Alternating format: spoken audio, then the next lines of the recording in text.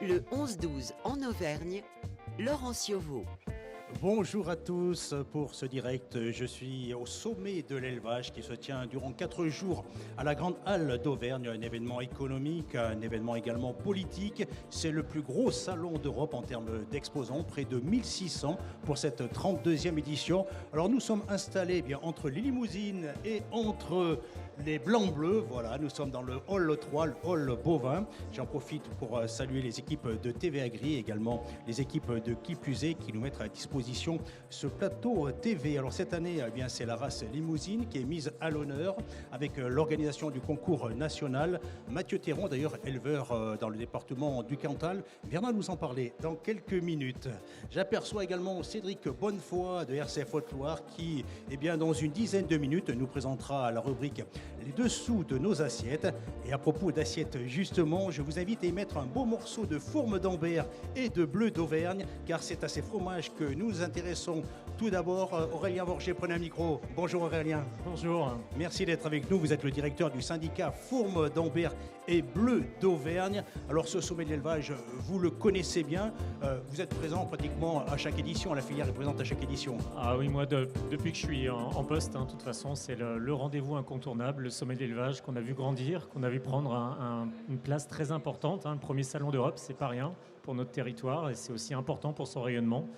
Et on a la chance d'être présent sur ce sommet de l'élevage et d'essayer de profiter de ce rayonnement, de cette population très importante pour faire découvrir nos fromages AOP d'Auvergne. Et puis ces bovins qui sont autour de nous doivent vous inspirer parce que c'est à partir de ce lait, de lait de vache, que sont produits justement ces deux appellations d'origine protégée, donc le bleu d'Auvergne et la fourme d'Ambert.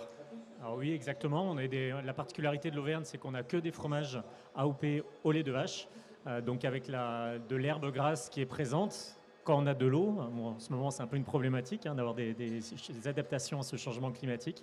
Mais c'est vraiment la caractéristique qui a fait que notre territoire est si riche en produits laitiers, si riche en fromage d'appellation, c'est qu'on avait de l'herbe qui pousse naturellement avec la plus grande prairie d'Europe naturelle, ce qui n'est pas rien également, sur lequel nos vaches peuvent pâturer et donner le meilleur lait possible pour que les fromagers puissent également s'exprimer et donner les meilleurs fromages possibles. Alors ce sont les 5 AOP d'Auvergne qui sont présentes sur ce sommet de l'élevage. D'ailleurs, on peut venir à votre rencontre dans le hall numéro 1, dans le hall d'accueil qui est juste avant le hall numéro 1. Exactement, à l'entrée principale. Donc, nous sommes avec les institutionnels. On a également le pays invité d'honneur qui est à nos côtés. Donc on va aller faire un petit tour pour voir ce qu'ils nous proposent. Et on propose également bien sûr la dégustation, de la vente de nos 5 fromages AOP d'Auvergne. Et cette année, la nouveauté, c'est qu'on a un espace pour montrer, pour faire la promotion de tous les métiers qui sont proposés au sein de nos filières, de toutes les formations qu'on propose également, pour les rendre attractifs et essayer d'avoir des gens. Parce que pour fabriquer des fromages, il faut des bras. Nous allons y revenir dans quelques minutes et vous nous parliez à l'instant, Aurélien Vorger, de l'invité d'honneur qui est la Géorgie cette année. Ça veut dire que vous allez faire déguster, vous allez en profiter pour leur faire découvrir peut-être ces produits d'Auvergne, ces fromages auvergnats. Ah oui, ils étaient d'ailleurs, ils sont venus faire un petit passage et c'est pas anecdotique, parce que notamment pour les 2 pâtes persillées AOP de la région, la fourme d'Ambert et le bleu d'Auvergne, l'export est très important puisque ça représente presque 15% de nos volumes commercialisés tous les ans pour les 2 appellations. Donc c'est vraiment des volumes qui sont forts, et notamment l'Est de l'Europe. En Géorgie, on est un petit peu plus loin, mais pourquoi pas aller les voir, parce que c'est certainement des produits qu'ils ne connaissent pas forcément et pour lesquels ils peuvent avoir des intérêts. Je le disais précédemment, c'est vraiment également un carrefour économique ici. Oui, complètement. Donc on peut voir des gens de tous les pays en fonction. On a eu d'abord les Italiens, les Espagnols qui étaient très présents, puis petit à petit, on voit vraiment de nouveaux pays arriver.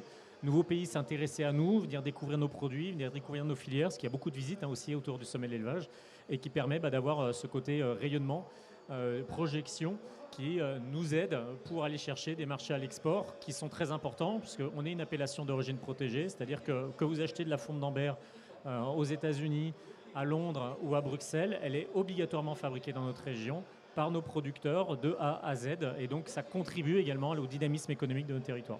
Alors Aurélien Vorger, vous n'êtes pas venu seul. Parlez-nous des 2 fromages qui sont juste devant vous. Qu'est-ce qui caractérise justement ces fromages? Alors vous avez les 2 bleus, donc la fourme d'Ambert et le bleu d'Auvergne. Le bleu d'Auvergne qui est presque le plus récent des 2, puisqu'il date à peu près du 19e siècle, qui est un bleu au lait de vache avec une moisissure, le pénicillium à l'intérieur qui va pousser. Et là, c'est vraiment tout le savoir-faire et l'expertise du Massif central, c'est vraiment une spécialité du territoire, et qui va exprimer des arômes très intenses et une texture fondante. bleu d'Auvergne, de la puissance, de l'intensité et du fondant. Le bleu d'Auvergne, c'est à peu près 5200 tonnes, fabriquées par tous les ans, 1200 producteurs de lait, 6 fromageries, 8 producteurs fermiers, donc presque 2000 emplois. À côté, vous avez la Fourme d'Ambert, donc Fourme d'Ambert qui est un fromage tout en hauteur, qui a la particularité dans l'univers des bleus d'être un bleu très doux, très onctueux, et qui a un nom aussi qui remonte très loin, parce que le mot fourme vient du latin, qui vient du grec formos, et qui a donné fromage en français moderne. Donc ce sont des très vieux fromages qui existent depuis au moins le Moyen-Âge, de façon certaine, voire on est juste au pied du plateau de Gergovie. Ils faisaient déjà des fourmes à l'époque. Comment elles étaient exactement, on ne le sait pas, mais ils faisaient déjà du fromage. Alors une question un peu difficile et un peu plus personnelle. Vous avez une préférence pour vous entre le bleu d'Auvergne et la Fourme d'Ambert? Un droit de réserve. Voulez-vous Ça dépend le moment de la journée, pourquoi faire. À quel moment de la journée justement on peut déguster ces deux? Il y en a un qui est plutôt doux, c'est la Fourme d'Ambert. Voilà, vous pouvez, pour faire des associations sucrées, salées, la cuisine, j'irai plutôt sur la Fourme, qui a des propriétés aussi de gratiner. Elle va gratiner, on va pouvoir faire des associations plus facilement. Et après, sur un pain de seigle, tout simplement, ou un pain multicéréales, ou avec des fruits à l'intérieur, j'ai plutôt aller sur un bleu d'Auvergne, où là, on aura plus de caractère, plus d'intensité. Et après, plus, ce qui est super avec ces deux fromages, c'est qu'on peut faire son affinage à la maison, si on veut. C'est des fromages qui adorent le froid. Si vous les trouvez un peu trop fermes ou un peu trop légers, papier d'aluminium, et vous les oubliez 1 mois, 2 mois, 3 mois au frigo. Ils continueront à vieillir tout doucement tant que votre frigo fonctionne bien. Alors on peut retrouver, rappelons-le, ces 5 AOP, 5 fromages AOP d'Auvergne dans le hall d'accueil de ce sommet de l'élevage. Durant ces 4 jours, j'imagine, Aurélien Vorger, que vous êtes venu avec de bonnes réserves, de belles réserves de bleu et de fourme. Alors on essaye de pouvoir répondre à tout le monde. C'est pas toujours évident, hein, parce que la fréquentation est parfois un peu en augmentation toutes les années, donc il faut réussir à se caler. Donc on a ça et on met en place aussi un système de bons de commande pour les exposants, en fait, pour qu'ils puissent partir avec un morceau d'Auvergne en rentrant chez eux. C'est quelque chose qui fonctionne bien. Et après, bien sûr, on essaie de communiquer sur tous les aspects de nos territoires. Tous les éléments de communication que vous pouvez retrouver sur nos réseaux sociaux, collectifs ou individuels, du collectif des 5 fromages AOP d'Auvergne ou de chacun des fromages, et sur nos sites internet, bien sûr.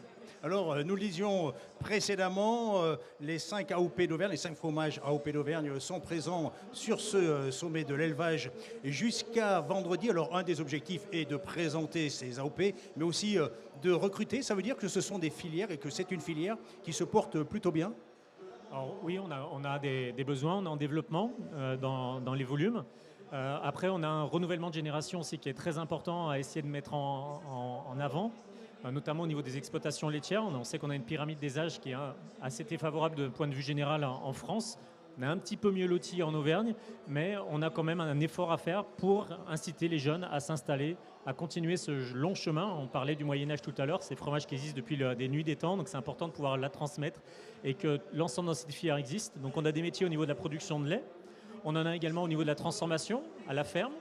On en a également au niveau des fromageries, où là on peut aller très loin, sur des missions d'ingénierie, de qualité, d'accompagnement, de ressources humaines, de promotion, de communication, technique, mais aussi au niveau de la production, où on a besoin de personnes avec la chance d'être dans des milieux préservés, dans des milieux extraordinaires, avec de la nature autour de vous, des environnements de travail qui sont vraiment extraordinaires et dans une filière qui fait tout pour essayer d'accueillir le mieux possible les gens pour qu'ils s'y sentent bien et donc qu'ils restent dans le temps. Vous nous parliez des jeunes, d'ailleurs, les jeunes, ils sont nombreux autour de nous. Tout à l'heure, j'aurai 2 jeunes qui sont en formation à l'école agricole de Marmilla. Justement, vous vous adressez plus spécifiquement à ces jeunes. Est-ce que ce peut être un projet de reconversion? Alors, on a les 2 profils. Vous avez le collègue du Saint-Nectaire à côté qui pourra très bien l'expliquer. Ils ont lancé une formation également pour accompagner les gens qui sont en reconversion et qui se disent j'ai envie de changer de vie. Et donc, on a des outils également qui sont proposés avec tous les organismes de formation qui existent sur la région, aussi bien professionnels que agricoles ou que les filières, pour les accompagner dans leurs projets. Installation, reprendre une installation, s'associer dans un GAEC ou devenir salarié peut-être dans un premier temps pour apprendre un peu les rudiments du métier avant de s'installer ou rentrer dans une fromagerie avec plein de palettes de métiers. Et sur notre stand, on essaie de montrer ça. Là, on a plus de 50 offres d'emploi, par exemple, qui sont posées là, rien que sur le salon, et qui couvrent vraiment l'ensemble de l'exploitation laitière aux responsables qualité ou même aux techniciens d'appellation. Comme nous, on a également des postes qui sont à pourvoir pour accompagner tous ces producteurs dans ce développement. Donc ça veut dire, vous le disiez précédemment, Aurélien Vorger, que cette filière et ces filières se portent plutôt bien, mais c'est paradoxal parce qu'on parle de plus en plus d'inflation et des conséquences sur les consommateurs. Ça veut dire que les consommateurs, quand même, ne peuvent pas se passer de fromage, sont fidèles au fromage AOP d'Auvergne. Il y a bien sûr des impacts de l'inflation qui désorganisent un peu tout, qui changent un peu les repères des uns et des autres. Mais après, ce que j'aimerais dire, c'est un message un peu rassurant, on va dire, par rapport à ça. On parle beaucoup aussi autour de l'inflation. Oui, il y a des augmentations qui sont au niveau des prix. Après, malheureusement, on ne maîtrise pas forcément le prix final de notre fromage, parce qu'il y a des gens aussi qui vont aller le mettre en commercialisation et qui peuvent être dessus. Donc là, c'est un petit message à eux aussi, d'être un peu raisonnable dans les marges qu'ils peuvent appliquer sur nos produits pour rester quand même accessible pour les consommateurs. Parce que le but du jeu, c'est que ça ne soit pas un produit élitiste, c'est que tout le monde peut en bénéficier. Et on peut le voir aussi sur le salon, ça permet à chacun de prendre un morceau. Et ce qu'il faut également bien comprendre, c'est que le prix du fromage, ça ne disparaît pas dans la nature, mais il est là pour payer la fromagerie, pour payer le producteur de lait au juste prix, pour qu'il puisse vivre justement, pour qu'il puisse embaucher, pour qu'il puisse prendre des vacances, et que tout ça est essentiel si on veut préserver une agriculture dans nos territoires de montagne et en France d'une façon plus générale. Donc je ne parlerai pas d'inflation, je dirais juste le juste prix pour que tout le monde puisse vivre correctement et décemment derrière. Effectivement, il y a des cette filière. Aurélien Vorger, donc on peut venir vous rencontrer et rencontrer les responsables de la filière, des producteurs, donc dans le hall d'accueil de ce sommet de l'élevage. Vous êtes là durant 4 jours, tout simplement. Exactement, donc on vous accueillera avec plaisir pour faire déguster et pour nous parler de nos produits. Eh bien, un grand merci d'être venu jusqu'à nous. Bon sommet. Et puis, merci. Je l'espère, à très bientôt. Vous êtes bien à l'écoute des programmes de RCF en Auvergne. Il est 11h passé de 11 minutes. On écoute Vianney et Zazie avec ce titre « Comment on fait ».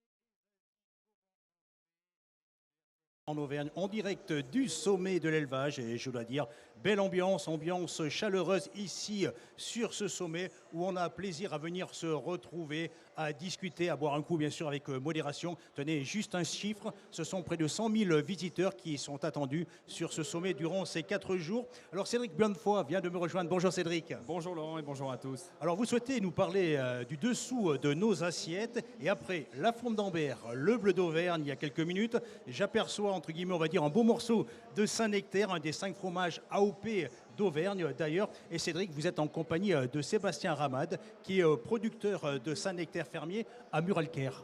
Bonjour Sébastien Ramad.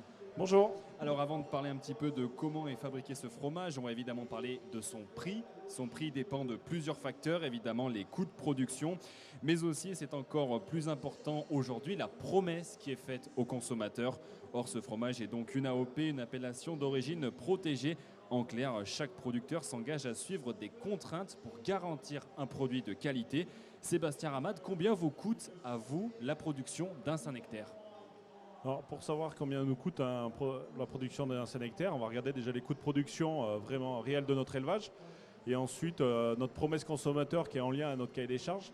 On a quand même un lien au terroir, aussi un lien par rapport aux prairies naturelles, provenance des vaches. Donc tout ça, c'est quand même une promesse. Donc on le met en avant et c'est l'objectif, c'est on calcule un prix pour que le producteur puisse en vivre et aussi puisse investir derrière.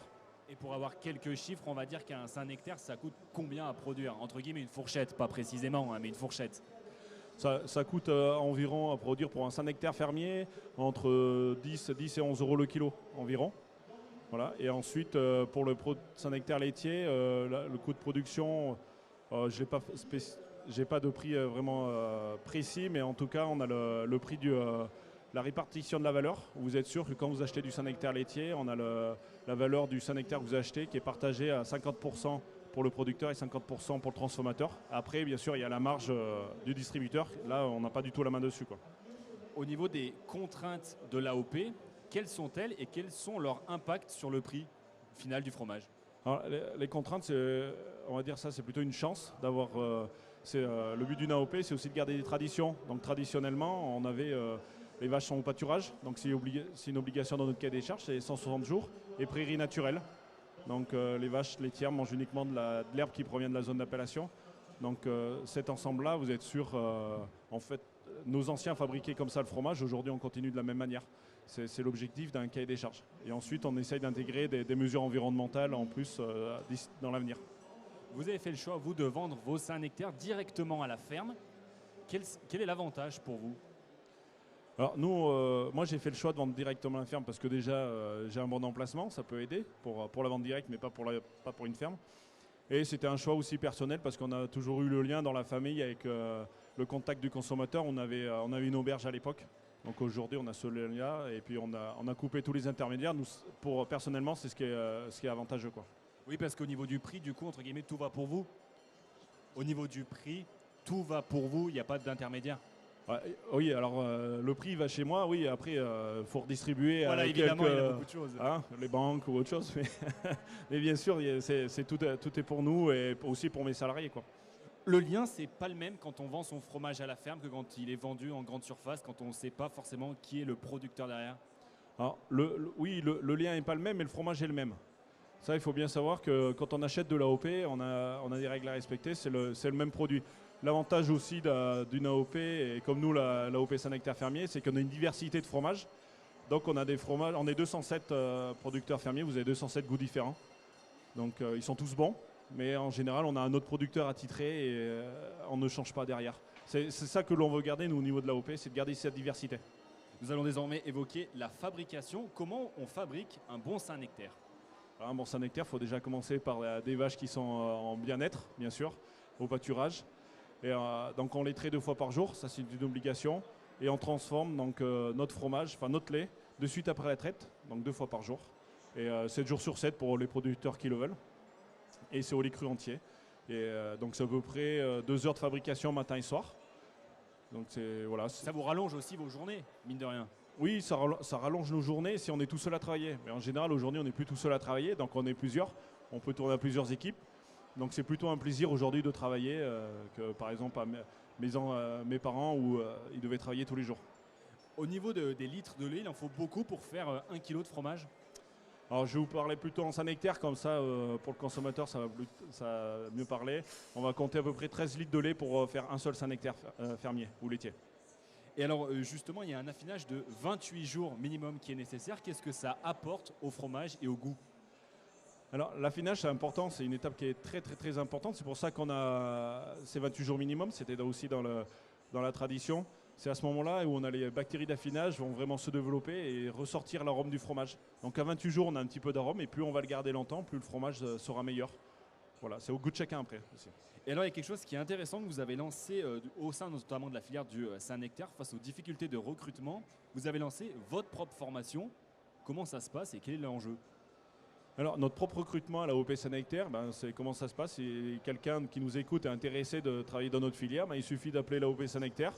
On l'inscrit à notre formation qui a lieu à peu près 2-3 fois par an. C'est une formation sur 6 mois. C'est un contrat de professionnalisation, donc la personne est rémunérée. 5 semaines d'école.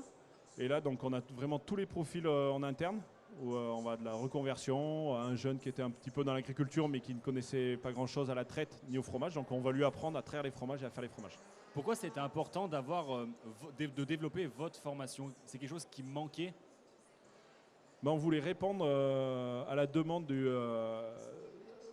d'un consommateur qui voulait venir fabriquer nos fromages, qui était sorti de l'école depuis longtemps, et d'avoir en fait, une réponse clé en main.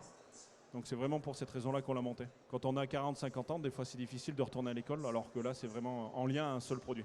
Eh bien, merci beaucoup Sébastien Ramat de nous avoir fait découvrir ce bon produit qu'est le Saint-Nectaire.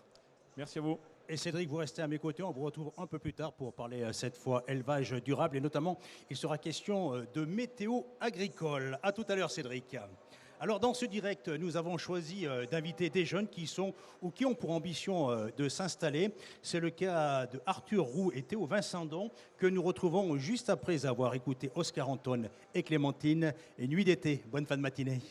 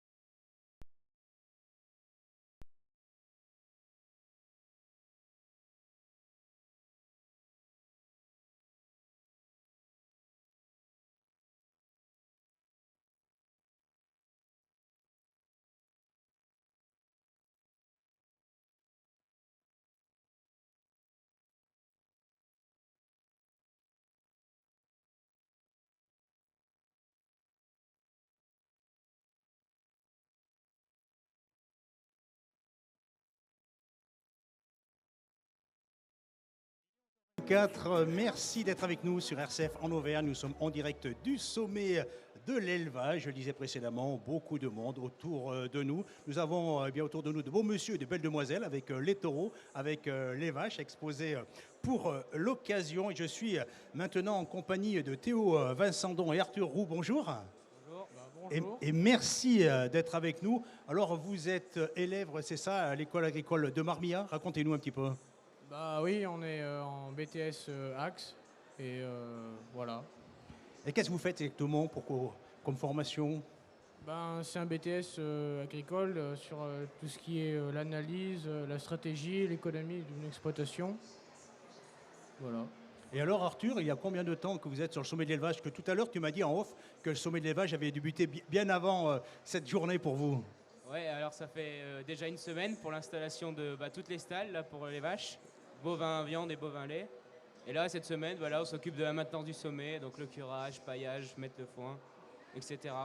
Et la semaine prochaine, on va démonter ce qu'on a déjà monté. Et alors quel regard justement tu portes sur ce sommet de l'élevage, sur cette grande ferme, j'ai envie de dire? Ouais, c'est impressionnant. Et puis monter tout ça en peu de temps, et tout ça pour que ça reste une semaine, c'est vraiment impressionnant.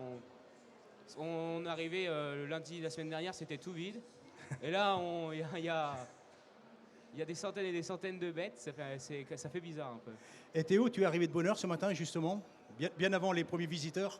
Oui, je suis arrivé, c'était 6h moins 10 parce qu'il faut que tout soit prêt justement avant que les visiteurs arrivent, donc il y a un peu de trucs à faire. Évacuer le fumier de la nuit, amener de la paille, du foin, et puis voilà. Et toute la journée, donc, vous allez choyer les bovins principalement ou vous allez aller vers les ovins?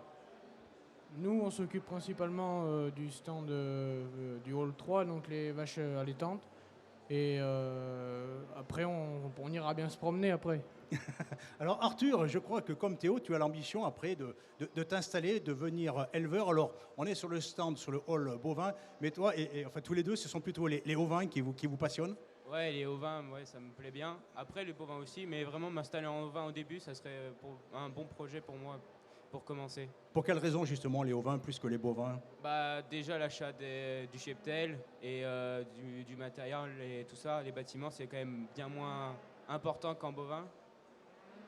Et puis parce que j'aime bien les brebis aussi, mon père en a et ça me plaît franchement bien et j'aimerais continuer là-dessus. Donc tu as des parents qui sont déjà éleveurs? Ouais, éleveurs de limousine et de brebis noires du Valais. Et sur quel secteur? Juste à côté de Moulins, dans l'Allier. Dans l'Allier. Et toi alors? Tu es également fils d'éleveur ou Oui, mes parents sont aussi éleveurs de vaches charolaises et de brebis charolaises. Et pourquoi justement tu as envie de faire ce métier? C'est eux qui t'ont transmis la passion? Oh oui, puis ça me plaît. Il n'y en a pas beaucoup, donc il faut continuer quand même. Et puis, c'est important, les éleveurs et tout, pour nourrir la population, c'est important. Donc il en faut, puis on va essayer de réussir à faire ça. Ouais, mais Arthur, quand même, c'est un métier difficile qui demande d'y passer du temps, avec beaucoup de contraintes. On parle souvent du volet politique avec les cours de la viande qui fluctuent, avec certaines maladies, réchauffement climatique, et malgré ça, tu restes quand même motivé? Ouais, c'est un métier passion, on va dire. C'est quand on est né dedans et on va y rester peut-être jusqu'à la fin de notre vie. C'est vraiment parce qu'on est passionné par les animaux et qu'on aime nos bêtes qu'on le fait. Faut éviter de penser, on va dire, à tout le reste et des difficultés pour continuer. Et alors, quand vous avez dit à vos parents que vous souhaitiez être éleveur, ils ont été fiers, j'imagine? Ouais, mon père a été fier et ma mère un peu moins. Elle Pourquoi? a été un peu plus réticente. Parce qu'elle sait, elle voit mon père et elle sait que c'est dur et qu'il y a peu de temps quand même à consacrer à la famille et tout ça. Et toi, Théo, alors? Une certaine fierté dans ta famille? Oui, ils sont bien contents que je veuille prendre la suite. Mais bon, c'est vrai que ici, ils m'ont pas forcé, c'est moi qui ai voulu le faire et puis voilà. Ils m'ont dit que si je voulais faire autre chose, ça serait pas grave, quoi. Mais bon, j'ai pris la suite. Enfin, je vais prendre la suite et puis on verra bien. Et sur ce sommet de l'élevage, vous êtes de nombreux jeunes, justement, de votre section du lycée agricole de Marmilla. Ouais, alors on est déjà 23 de notre classe, plus une deuxième classe de deuxième année, donc ils sont 16, donc ça fait déjà une quarantaine de personnes. Et après, on a quelques autres classes du lycée qui viennent nous aider de temps en temps. Là, par exemple, aujourd'hui, il y avait les CGEA qui viennent nous aider. Et c'est la première fois, justement, que vous êtes avec Marmilla sur ce sommet de l'élevage, vous deux? Ouais, nous, c'est la première fois, c'est la première année. Oui, moi aussi. Je viens du lycée d'Ain, dans la Creuse, donc on fait pas ça. Il paraît qu'il y a de l'ambiance le soir, une fois que, ça vous fait sourire, une fois que le grand public est parti. Vous en avez entendu parler de ces soirées, de cette ambiance? Ouais, on a déjà eu ça hier un peu. Ah, déjà hier? Ça fait partie du sommet d'élevage, tout simplement. Oui, ça fait partie, mais c'est bien intéressant et ça permet de faire des rencontres avec d'autres éleveurs qui connaissent bien, donc ça va, c'est sympa. Voilà, c'est l'ambiance donc du sommet de l'élevage. Eh bien, Arthur et Théo, un grand merci d'être venus jusqu'à nous sur ce plateau. Parler justement, eh bien, j'ai envie de dire, de la relève. Et j'ai envie de dire également, la relève est assurée. Un grand merci et puis, eh bien, bon sommet de l'élevage.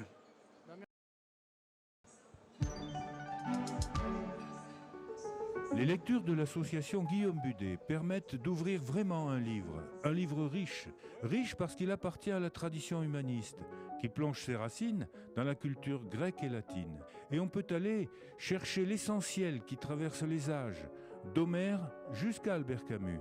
Les lectures de l'association Guillaume Budet mardi prochain à 19h30 et le dimanche vous feront goûter l'éternelle jeunesse des grands classiques.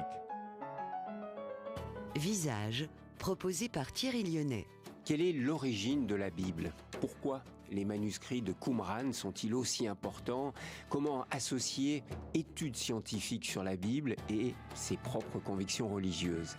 Eh bien, je vous propose une rencontre avec Michael Langlois, chercheur associé au Collège de France, spécialiste des origines de la Bible et des Écritures anciennes et protestant. Visage, c'est ce mardi à 16h.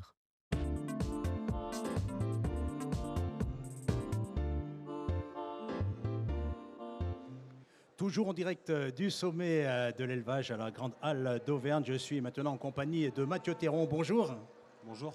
Vous êtes éleveur sur le département voisin du Cantal. Sur quelle commune exactement? Alors on est installé sur la commune de Roanne-Saint-Marie, aux portes d'Aurillac.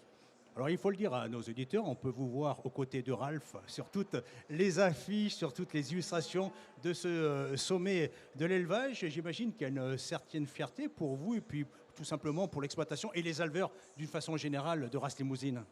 Ah oui, c'est vrai que c'est une grande fierté d'être sur cette affiche. Quand le Airbook m'a contacté et m'a demandé si j'étais intéressé pour relever ce défi, c'est naturellement que j'ai dit oui. C'est vrai que c'est une fierté pour moi, mais également pour ma famille, puisque certes, je fais partie de l'exploitation, mais on est trois à être associés, plus nos salariés, donc c'est vrai que c'est une fierté pour notre élevage. Ouais, vous êtes en GAEC avec votre frère et votre père également, c'est ça? Voilà, c'est ça. Donc historiquement, c'est mon père qui a créé l'exploitation, et puis je l'ai rejoint en GAEC en 2020, et mon frère nous a également rejoint, et ensuite on a salarié un de nos stagiaires. Et on a également un apprenti qui travaille avec nous. Ça vous a fait quoi justement tout à l'heure d'entendre Théo et Arthur qui sont vraiment passionnés, motivés par ce métier, qui souhaitent vraiment s'installer? Ils disaient jusqu'à la fin de mes jours j'aimerais être éleveur. Alors pour tout vous dire, j'ai été à leur place, j'ai été également en BTS Axe à Marmilla et j'ai participé aussi comme eux à ce sommet. Et donc je pense que quand on a fait le sommet, quand on a envie de faire ce métier d'éleveur, eh ben oui, on a envie d'être éleveur jusqu'au bout. C'est une finalité. Alors, parlez-nous quand même de Ralph. Votre taureau, il se situe où? Il est pas très loin de nous? Il est pas très loin, il est à 2-3 rangées de nous, donc il est en plein axe d'une rangée. Donc Ralph, c'est un taureau qui a 3 ans, il vient de Lozère, on l'a acheté il y a 2 ans sur une vente aux enchères. C'est un taureau qui nous plaît particulièrement, et en ce moment, ses premiers veaux sont en train de naître. Et donc en ce moment, on est en train de s'apercevoir qu'on a fait le bon choix, puisque les veaux qui naissent ont l'air plutôt prometteurs. Et alors, Ralph, pour ce sommet, quel est son poids de forme? Son poids de forme en ce moment, c'est autour des 1200 kg. Il faisait un peu moins de 1200 kg, 1200 kg hier à la pesée. Et alors, j'aimerais savoir justement pour quelles raisons vous avez fait le choix des élevages bovins et particulièrement de cette race limousine. Qu'est-ce qui caractérise vraiment cette race? Alors le choix, il a été vite fait, puisque mon père avait des limousines sur son troupeau. C'est une race qui nous convenait, donc c'est naturellement qu'on a décidé de rester sur la race limousine.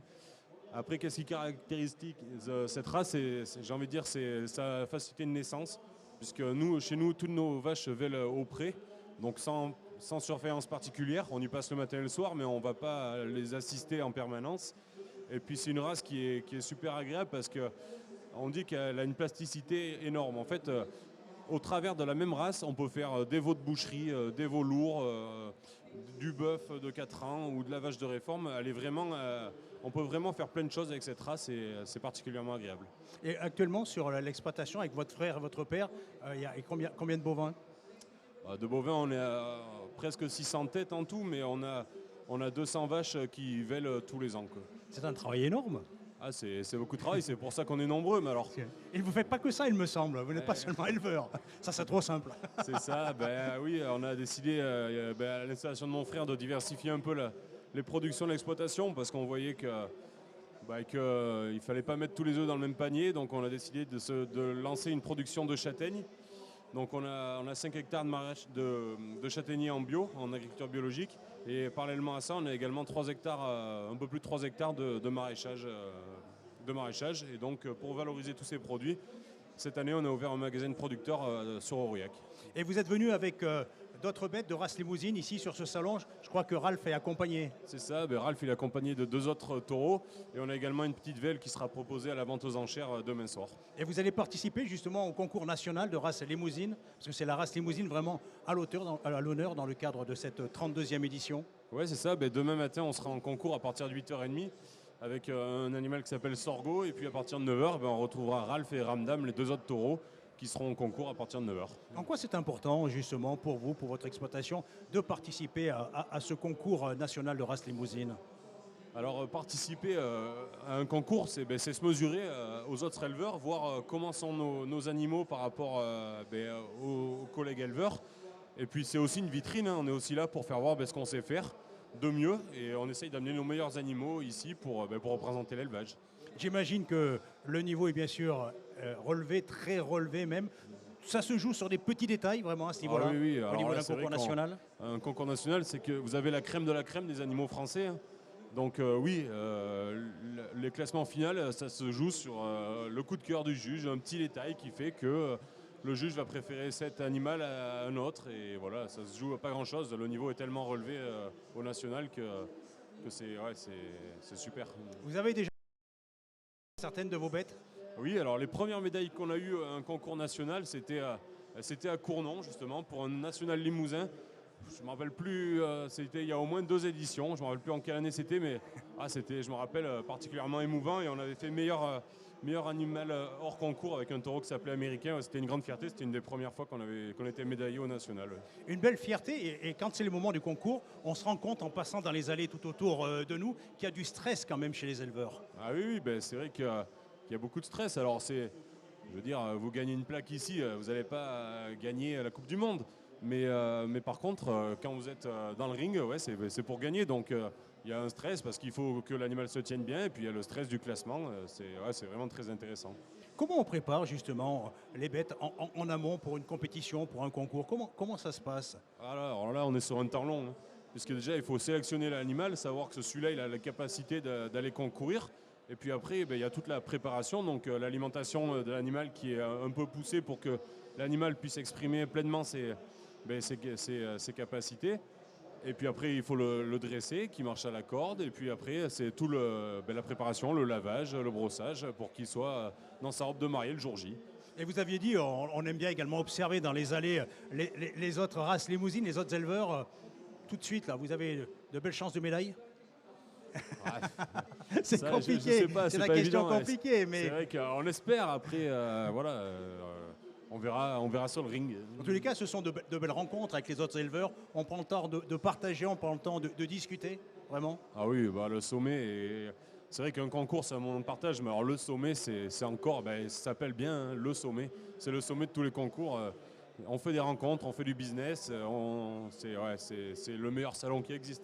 Mathieu Théron, vous restez à mes côtés. On va poursuivre sur ce volet concours dans 3 minutes, car il y a notre ami Adrien Barraud qui vient de nous rejoindre. Bonjour Adrien. Bonjour Laurent, bonjour à tous. Alors vous n'êtes pas venu seul tout à l'heure, on parlait de fromage, fourme d'Anvers, bleu d'Auvergne, Saint-Nectaire.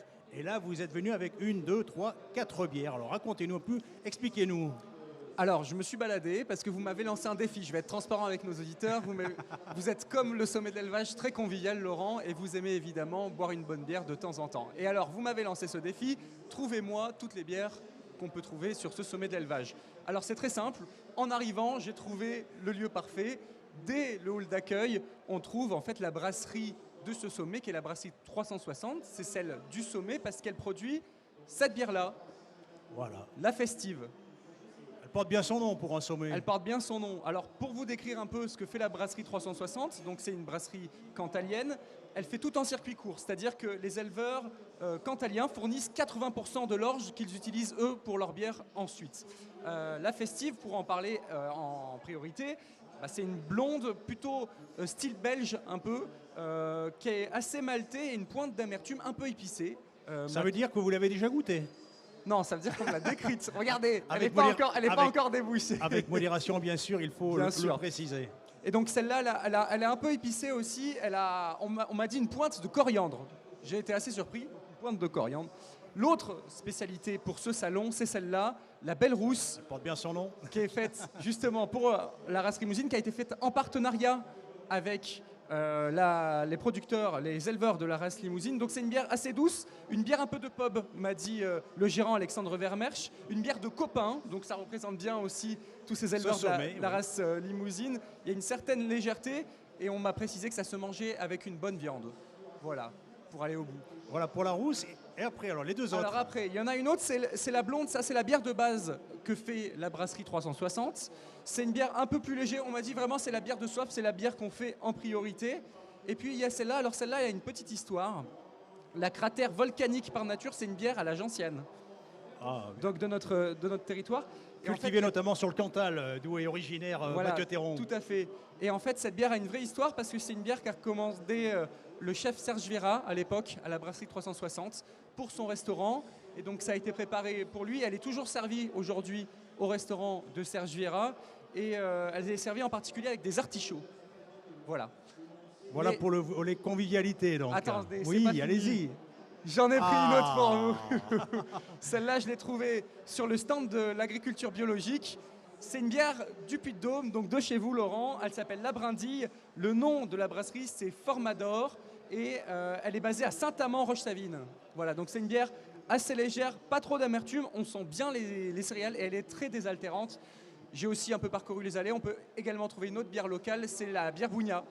Vous avez fait un véritable travail de détective, d'investigation, mon cher Adrien. de grosse investigation. Grosse investigation. Bon, il ne reste plus qu'à les déguster. Dans un petit moment. Parce on que les là, garde de côté. Je rappelle que je suis, merci Adrien, je rappelle que je suis avec Mathieu Théron, éleveur donc, sur le Cantal. Nous parlions de vous, de votre taureau Ralph Légéry, de cette 32e édition. On a le temps, entre éleveurs, de déguster une petite bière, quand même? Oui. Oui, c'est vrai que déguster une bière, c'est un moment de convivialité particulier. On l'apprécie. En plus, c'est une bière de chez nous.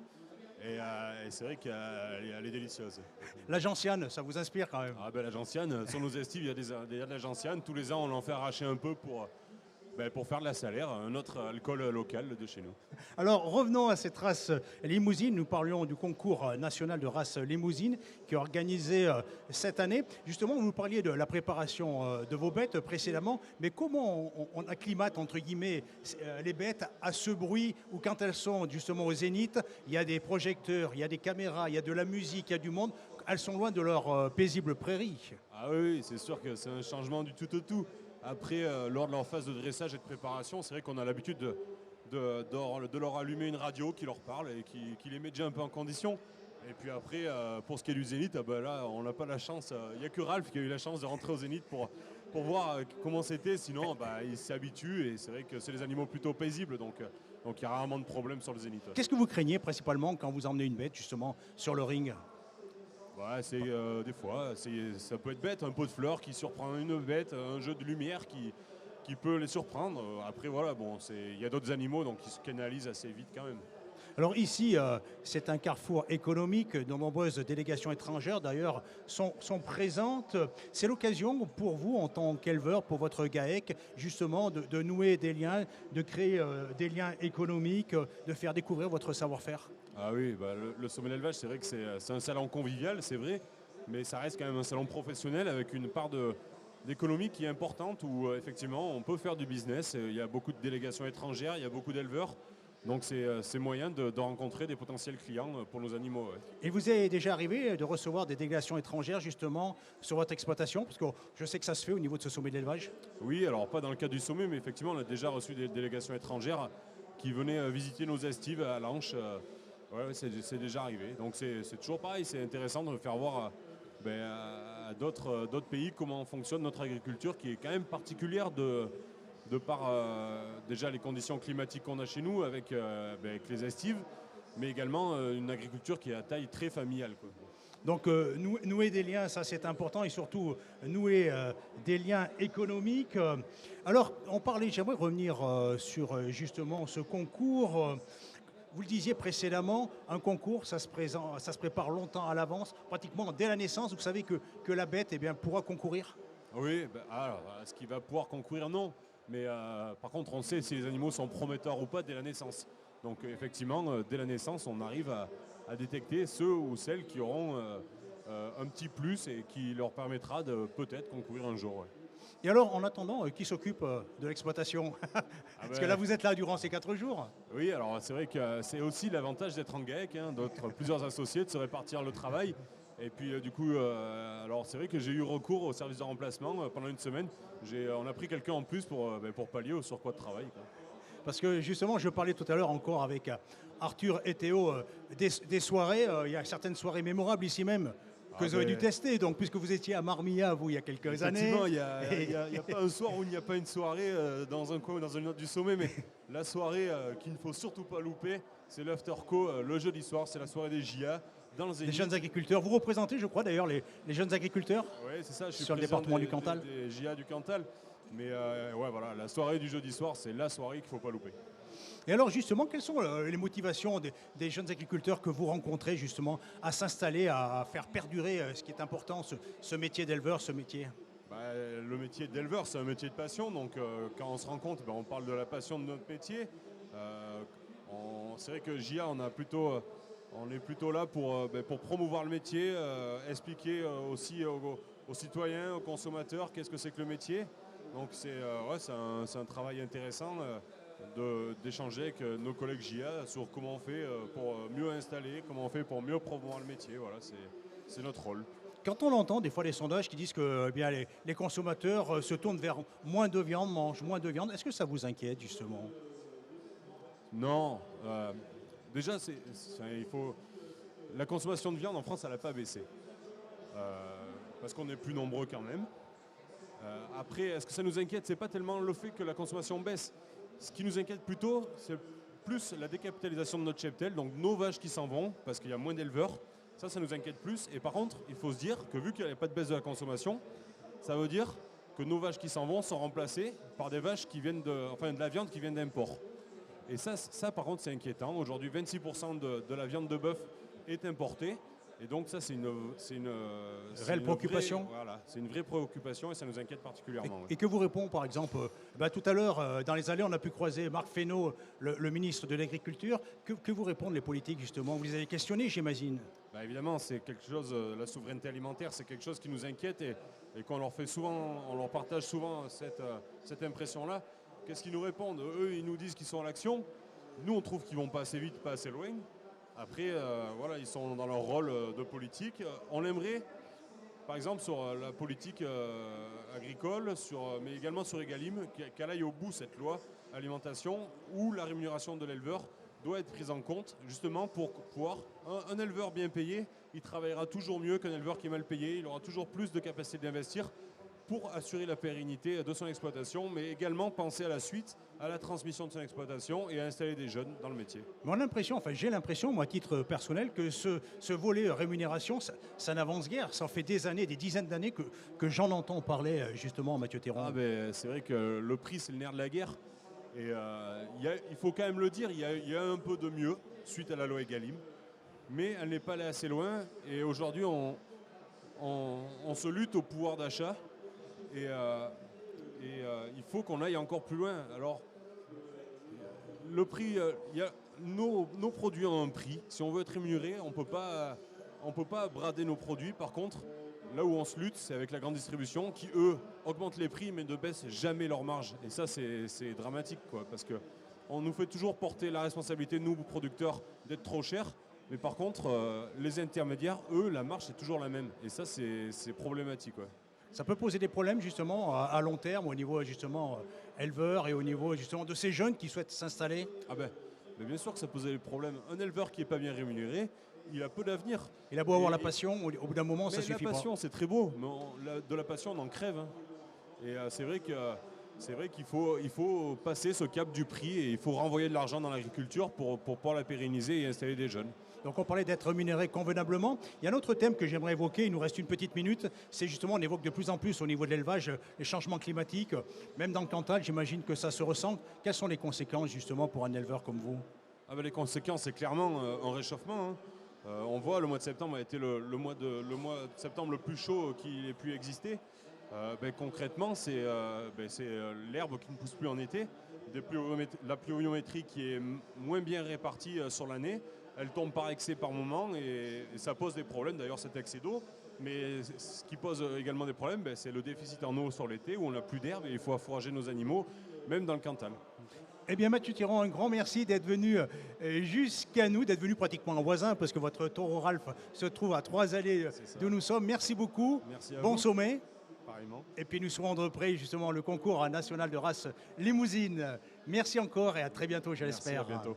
Vous êtes bien à l'écoute des programmes de RCF en Auvergne. Nous sommes en direct du sommet de l'élevage et il est 11h50. On écoute Madame, Monsieur et les Frangines avec ce titre Pupille. Toi t'as rien fait, toi t'es beau, t'es grand déjà. Tu n'as rien demandé, mais voilà, t'es là. Un matin tu débarques contre ses deux bras. Elle n'a rien demandé, mais voilà, t'es là. Sûrement que t'étais mal tombé.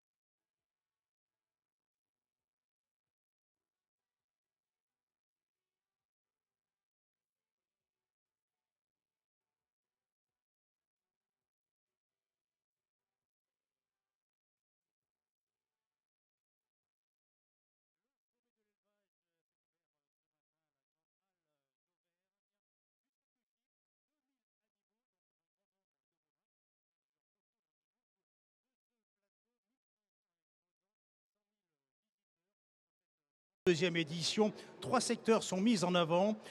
Il s'agit de la transition énergétique, de la transformation à la ferme, mais également du développement à l'international. Cédric Bonnefoy, on vous retrouve sur ce magnifique plateau TV. Alors vous êtes là pour nous parler d'élevage durable et plus particulièrement de météo agricole. Et vous êtes en compagnie d'Emmanuel Buisson, qui est directeur produit innovation chez Weathermeasure. Bonjour Emmanuel Buisson. Bonjour. Vous êtes une start-up basée à Clermont-Ferrand et vous avez mis au point une solution innovante sur la météorologie agricole, mais pas que. Aujourd'hui, vous pouvez savoir le temps qu'il va faire à chaque kilomètre carré. Comment vous arrivez à ce résultat ? Eh bien, effectivement, en fait, comme une start-up, on a développé une innovation Et en fait, notre travail, c'est de récupérer de la donnée satellite, de la donnée radar, de la donnée de modèles de Météo France, et puis un réseau de capteurs au sol, à la fois chez Météo France et à la fois au niveau de réseaux de stations connectées. Et donc, on met ça dans un algorithme, on fait de l'intelligence artificielle, voilà. Et cet algorithme permet en fait de traduire l'ensemble de ces informations sur ce qu'on appelle une grille, donc sur un maillage qui couvre la France entière, tous les kilomètres carrés. Et donc, ça nous permet d'avoir la température, l'humidité, la vitesse du vent, les précipitations, le rayonnement, un certain nombre d'indicateurs un peu spécifiques à l'agriculture et à l'agronomie, qui nous permet d'avoir ça à l'échelle horaire, à l'échelle journalière. Et on fait à la fois de l'observation et de la prévision.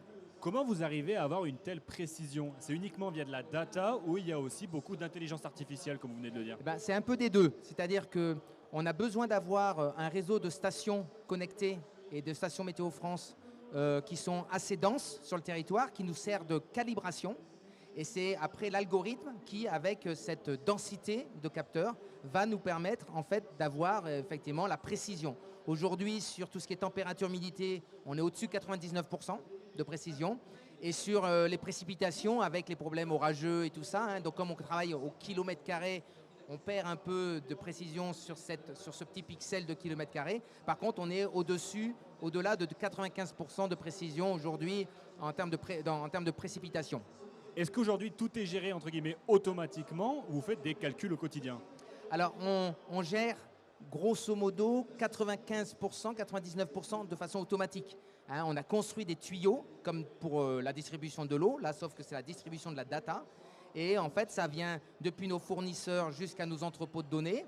Et après dans les entrepôts de données, donc on a beaucoup d'ordinateurs qui tournent et qui sont automatiques et qui permettent de produire l'information et de faire tourner l'algorithme de façon régulière. Alors, en fonction un peu de nos produits data, on a, ça tourne toutes les heures ou toutes les 6 heures, etc. Ça dépend un peu de la spécificité de notre produit. Comment vous avez conçu cette innovation? Quelle est un petit peu la genèse du projet? Comme toute start-up, c'est toujours une idée qui passe, voilà. Et puis, je le dis souvent, une innovation, c'est un produit qui a trouvé son marché au bon moment, voilà. Et donc nous, la première innovation qu'on a faite chez Weather en 2015-2016, elle n'a pas marché. Et donc on a fait ce qu'on appelle un pivot. Et en 2018, on est arrivé à trouver ça.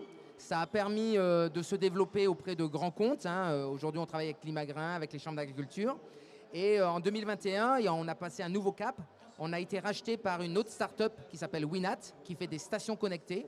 Et aujourd'hui, en fait, on intègre les 5000 stations connectées de Winat dans notre algorithme.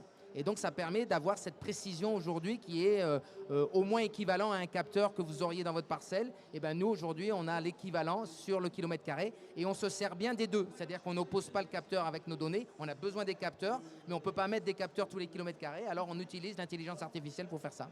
Parce que pour bien comprendre, il y a vraiment une incidence sur les rendements et sur tout ce qui est produit par les agriculteurs, que ce soit à des distances très très courtes. Et ça vous permet, entre guillemets, de permettre à l'agriculteur de l'anticiper. Oui, tout à fait. En fait, chez Weather Mesure et chez Winat, on va de la parcelle au territoire. C'est-à-dire que la parcelle, c'est le capteur, le territoire, ça va être le kilomètre carré. Et en fait, ça permet d'identifier des zones qui vont être plus ou moins différentes d'un point de vue climatologique. On va avoir des cartes de sol qui nous permettent d'avoir, grosso modo, ce qu'on appelle le profil pédo-agroclimatique de chaque culture. Et donc, on va pouvoir déterminer des dates d'avancement sur certains stades, des variétés qui vont être plus ou moins propices sur suivant. Je dis souvent que si on prend la Limagne, c'est 100 km de long, 30 km de large, et vous avez une vraie différence entre la Limagne Sud et la Limagne Nord, et une grosse différence entre Thiers et Clermont, en termes de pluviométrie, en termes de température. Et donc, on voit bien ces différences-là, et on les capture beaucoup mieux au kilomètre carré que si on avait un réseau de 15 ou 20 stations ou 40 stations. Assez rapidement, parce qu'il nous reste peu de temps, quelles sont aujourd'hui vos pistes de développement pour continuer à améliorer votre outil? Aujourd'hui, le développement, c'est s'adresser à tous les secteurs agricoles. Donc historiquement, les grandes cultures, la viticulture, l'arboriculture. Aujourd'hui, l'élevage a besoin, avec les effets caniculaires et puis les problèmes de foin. Et puis aussi aller à l'international, où on a effectivement une dynamique au niveau de l'Europe. Merci beaucoup Emmanuel Buisson d'avoir été notre invité aujourd'hui. Merci à vous. Et merci Cédric. Et je ne sais pas d'ailleurs le temps qui est annoncé à la Grande Halle d'Auvergne aujourd'hui. J'aperçois quelques nuages, quelques arbres qui bougent. Donc nuages, temps nuageux avec plutôt du vent. Voilà une météo plutôt sommaire. Bienvenue sur RCF si vous venez de nous rejoindre. Nous sommes en direct du sommet de l'élevage. Alors c'est simple, le plateau TV est situé juste à côté de l'espace réservé aux limousines, aux races limousines. Une race mise à l'honneur cette année pour cette 32e édition avec le concours national. N'hésitez pas, venez nous rejoindre. Je veux dire qu'il y a beaucoup de monde dans les allées de ce sommet. Et parmi ce monde, Adrien Barraud, on vous retrouve Adrien. Alors après les bières, vous allez nous présenter les informations locales. Vous êtes à l'écoute des programmes de RCF en Auvergne. Il est tout juste midi.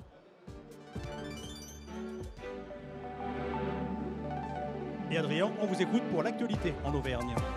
Rebonjour Laurent, rebonjour à tous. Dans l'actualité, dans les 238 nouvelles brigades de gendarmerie se trouvent 7 qui vont être implantées en Auvergne, dont une fixe à Saint-Just-Malmont, c'est en Haute-Loire. Réaction de son maire dans un instant. Cette semaine, c'est aussi la semaine bleue, semaine pour valoriser la place de nos aînés dans la société.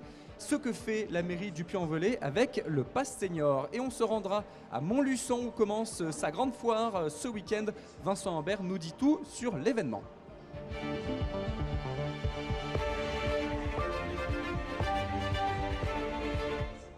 Et vous l'entendez, nous sommes donc au sommet de l'élevage et il s'est donc ouvert aujourd'hui. Plus de 100 000 visiteurs sont attendus encore cette année sur la semaine, mais certains n'ont pas pu arriver à la grande halle de Cournon, Laurent. Près de 200 bovins n'ont pas pu faire le déplacement, comme les Tarentaises ou les Normandes, en raison de la maladie hémorragique épizootique qui touche les élevages français. Par contre, une autre personne est bien attendue aujourd'hui et est bien là, c'est Marc Fesneau, c'est le ministre de l'Agriculture.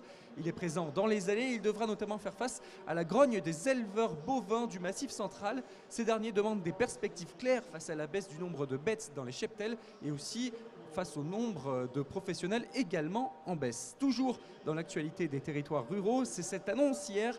238 nouvelles brigades de gendarmerie vont voir le jour en France, dont 7 en Auvergne. 2 mobiles dans l'Allier, à Vallon en Sully et à Moyenne Montagne. 2 également dans le Puy-de-Dôme, c'est à Eda et à Thiers. Elles sont aussi mobiles. Une à Saint-Flour dans le Cantal et 2 brigades fixes vont aussi voir le jour. Une à Jussac, c'est dans le Cantal aussi, et une autre à Saint-Just-Malmont en Haute-Loire. Cette ville de plus de 4000 habitants est située au nord du département, à quelques pas de la Loire. Pour son maire Frédéric Giraudet, c'est une petite victoire cette brigade. C'est l'aboutissement d'un projet qu'on a mené en collectif. C'est un sujet qui avait été abordé lors d'une assemblée générale de l'AMF où le colonel de gendarmerie avait pris la parole. Et après, donc l'idée avait commencé à germer quelque part et on s'est dit pourquoi pas nous. On a des arguments à faire valoir. On est peut-être un peu sous-doté au niveau du nombre de, j'ai pas les chiffres, mais au niveau du nombre de gendarmes par habitant. Sur l'est du département, on est un peu sous-doté par rapport au reste du territoire, ce qui paraît une aberration, puisque on peut allègrement penser qu'on peut avoir un peu plus de faits de délinquance du fait de la proximité du département de la Loire. Cette victoire, je la partage aussi avec tous mes collègues de la communauté de communes et de la communauté de brigade. Les gendarmes qui vont arriver sur Saint-Just vont aussi permettre le redéploiement de ceux qui sont sur la communauté de brigade de Saint-Didier et Saint-Sigolène. Donc ça va donner beaucoup d'air pour pouvoir travailler aussi de manière plus confortable et plus efficace sur les autres communes. C'est plutôt une victoire collective, on va dire. Une dizaine de gendarmes devraient prochainement arriver sur la commune. Ils seront d'abord installés dans un bâtiment provisoire, un ancien HLM. Une gendarmerie sera ensuite construite en centre-ville.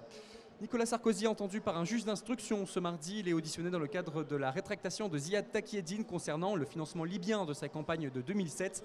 L'ex-chef de l'État nie toute tentative d'escroquerie envers la justice pour être blanchi dans cette affaire. Une nouvelle sous-préfète dans l'Allier, Véronique Beuve est la nouvelle sous-préfète de Saint-Laurent du Maroni. Elle était auparavant sous-préfète de Vichy depuis 2021. Elle a pris ses fonctions jeudi dernier. Et puis on note également dans l'Allier le départ de Suzelle Presto, jusqu'alors directrice des services académiques de l'éducation nationale dans l'Allier, vers l'Académie de Reims. Son remplacement n'est toujours pas connu à ce jour. C'est un temps identifié. Chaque année, début octobre, la Semaine Bleue vient tout juste de débuter. Elle vise à valoriser la place des aînés et le lien intergénérationnel. Cela passe notamment par des actions menées sur l'ensemble du territoire auvergnat. Exemple, en Haute-Loire, au Puy-en-Velay, plusieurs animations vont avoir lieu jusqu'à la fin de la semaine. C'est aussi l'occasion de relancer le Pass Senior, instauré pour la 3e année. Ce pass offre gratuitement des tarifs préférentiels pour des sorties, des spectacles, des conférences ou des activités sportives. Les explications de Michel, adjointe au maire en charge des solidarités et des personnes âgées.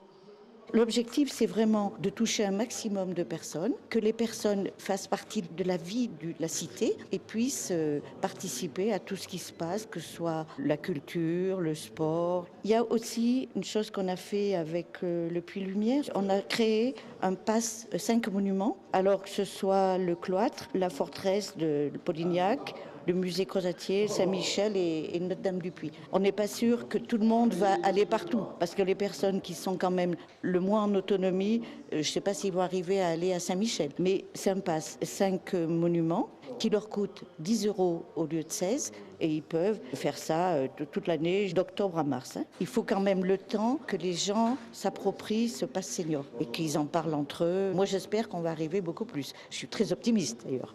L'année dernière, plus de 930 seniors de plus de 70 ans se sont inscrits au Pass Senior et il sera disponible à partir de ce jeudi au centre Roger Fournéron dès 14h30. Après le temps de la crispation, celui des consultations. Le projet de mine de lithium à proximité de Coudes-Parent ou Vic-le-Comte voit la durée de sa consultation publique allongée et ce jusqu'au 20 novembre à la demande des maires et de la députée de la circonscription Delphine Lingemann.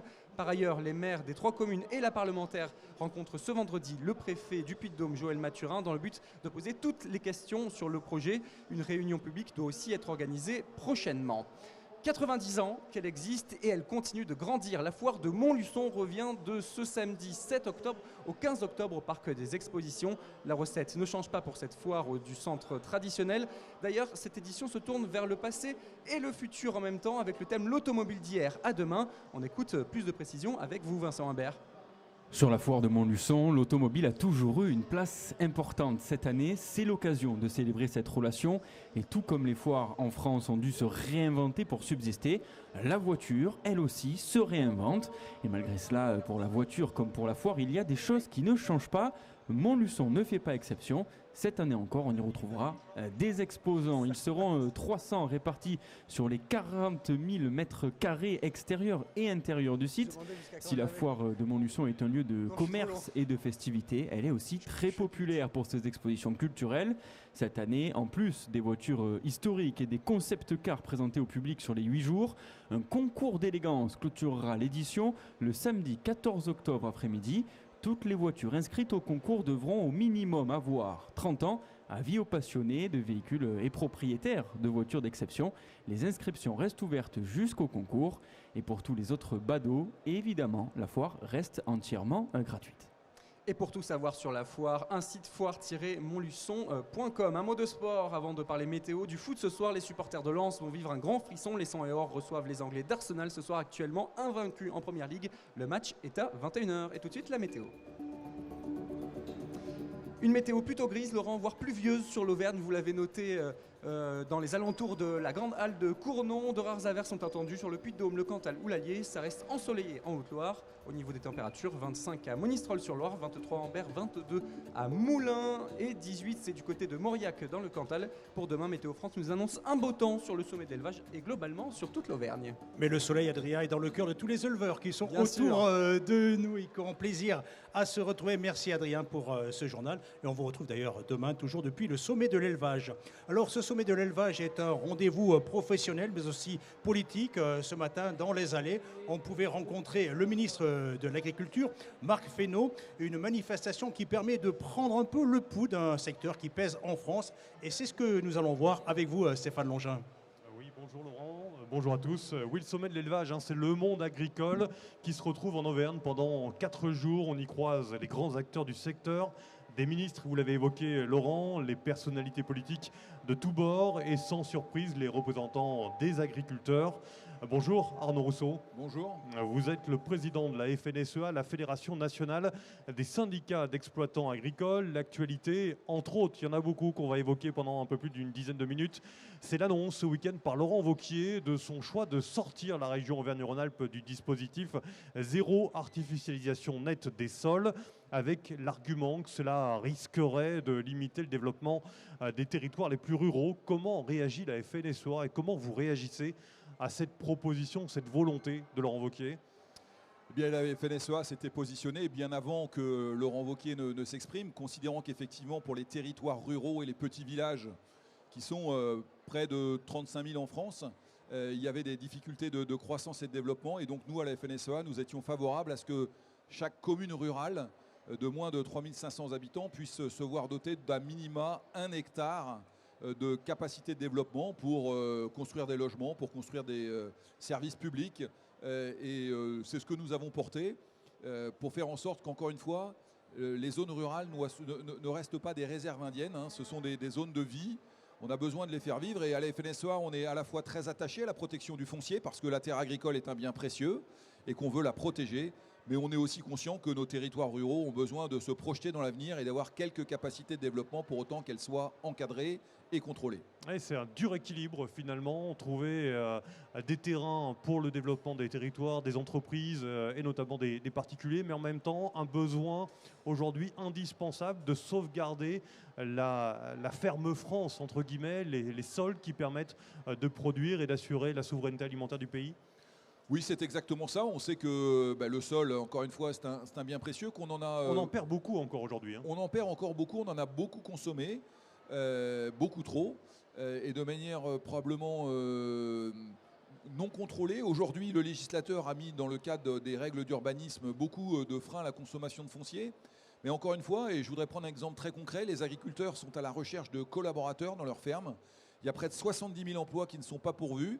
Et on sait que, notamment dans le métier de l'élevage où les astreintes sont nombreuses, pouvoir, quand on a besoin d'un collaborateur, savoir qu'il habite à proximité de la ferme, c'est important. Et donc la cohérence veut aussi qu'on ait quelques capacités à continuer à construire, à développer. Mais encore une fois, on le fait de manière très encadrée. Nous, notre proposition, c'est 1 hectare et pas plus par commune.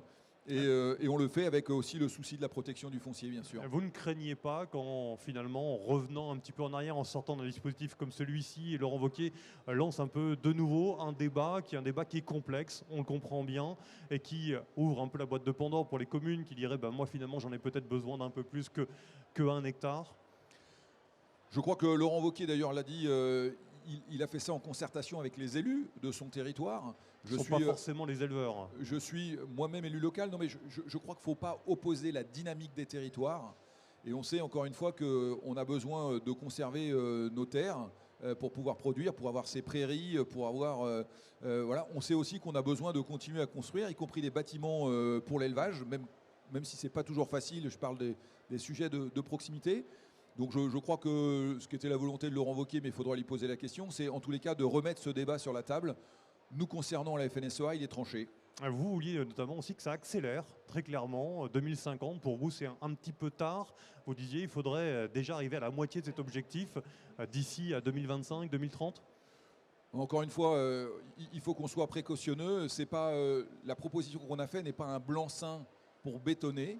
La proposition, elle est, comme toujours à la FNSEA, équilibrée entre ce que je vous ai expliqué de volonté de conserver le foncier agricole, qui est le bien nécessaire à la production agricole où qu'on se trouve sur le territoire, et de l'autre côté, la conscience que l'agriculture, elle ne vit pas en dehors de la société et qu'elle a besoin de collaborateurs pour faire vivre son exploitation, elle a besoin de construire des bâtiments, elle a besoin d'un certain nombre de développements, elle a besoin de services publics, elle a besoin d'un vétérinaire, elle a besoin d'un abattoir, et que tout ça nécessite aussi qu'on ait quelque chose d'équilibré. Et encore une fois, c'est ce que nous avons proposé.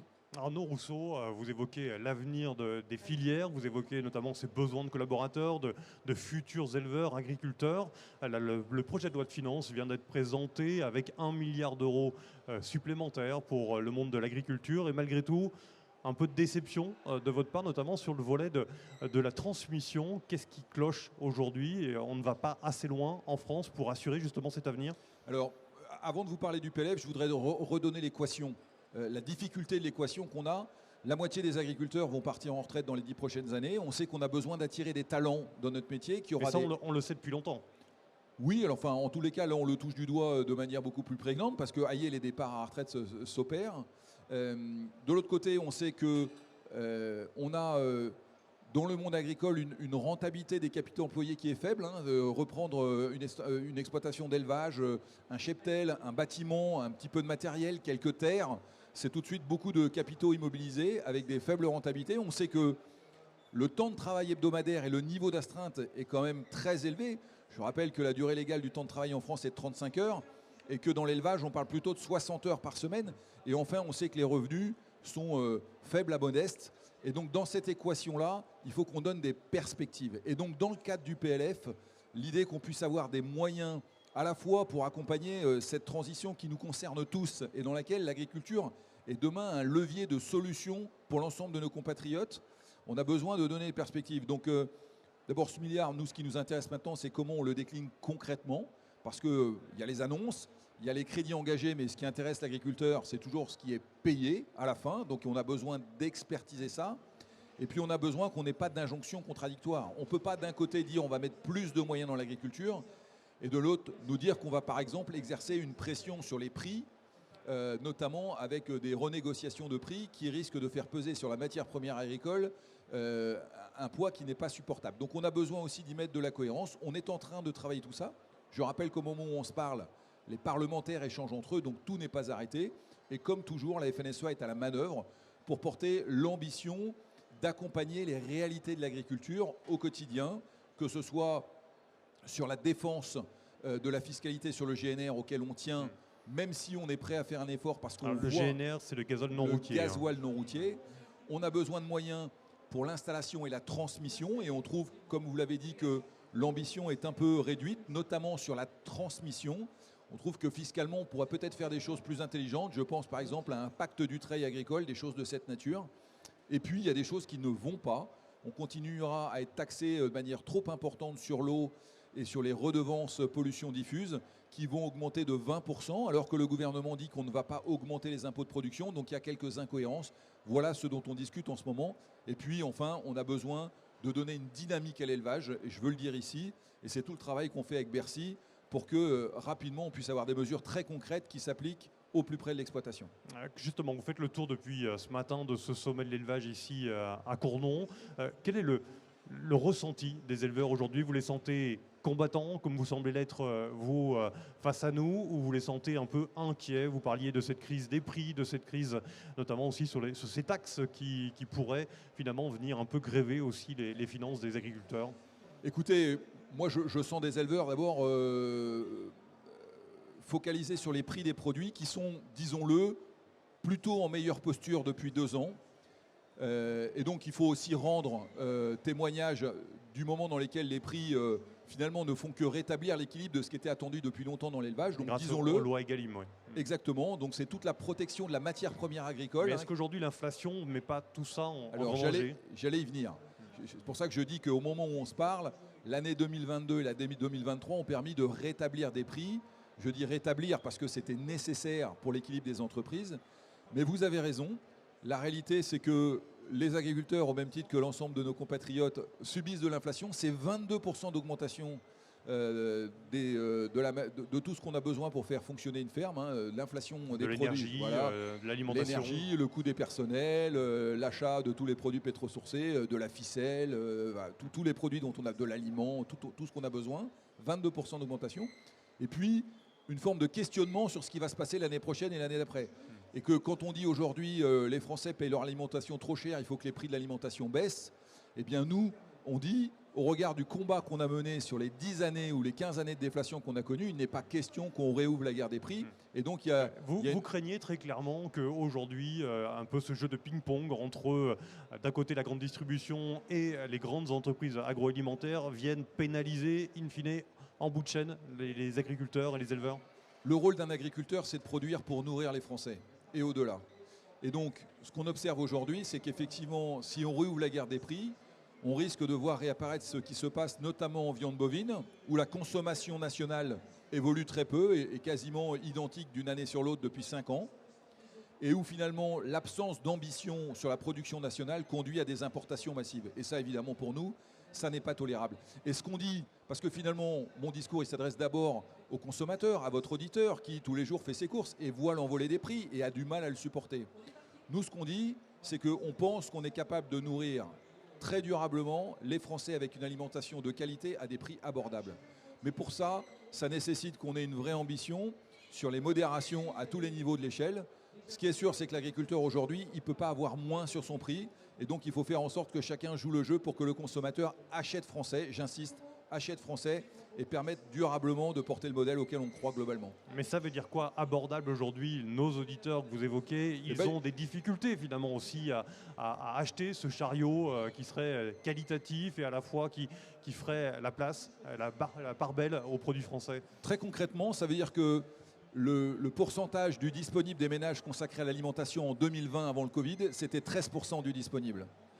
Donc si un foyer français avait 100 €, il y en avait 13 € pour se nourrir. Ces 13 €, c'était 35 € en 1970. Donc de 1970 à 2020, on est passé de 35% du disponible à 13% du disponible. Ça a conduit à la disparition des exploitations françaises et ça n'est pas tenable pour l'agriculture française. Depuis, avec le Covid et l'inflation, on est passé à 18% et même 20% dans les familles les plus modestes. Et ça, on observe que ce n'est pas tenable pour le consommateur qui arrête de consommer et qui, pour un Français sur 3, se prive d'un repas par jour.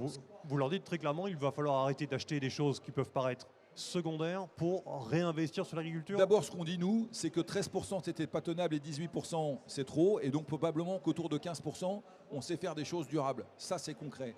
Ensuite, on dit qu'effectivement, il y a des choix à faire. Moi, j'observe que dans les familles, il y a des marqueurs sociaux. Le portable est un marqueur social, y compris dans les familles modestes. Le fait de pouvoir bénéficier de quelques loisirs, c'est un marqueur social. Et que les gens font des coupes sur l'alimentation. Parce que tout le monde considère, depuis 75 ans et la fin de la guerre, que finalement l'alimentation c'est une commodité, qu'elle n'a pas de valeur. Nous, ce qu'on réexplique, c'est que si on veut durablement produire en France et être souverain, il faudra qu'on accepte de payer un peu plus cher notre alimentation. Ne l'ayant pas fait sur l'énergie, on voit ce qu'il en coûte à la nation aujourd'hui. Et donc on dit, ne reconduisons pas cette erreur.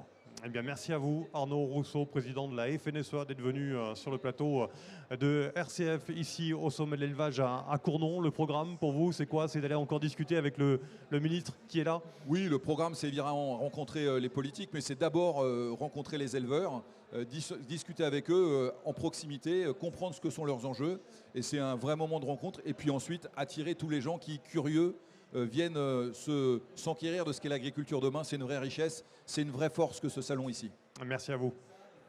Merci messieurs. Eh bien voilà, ainsi se termine ce direct depuis le sommet de l'élevage à la Grande Halle d'Auvergne. Un sommet de l'élevage qui va se poursuivre jusqu'à vendredi.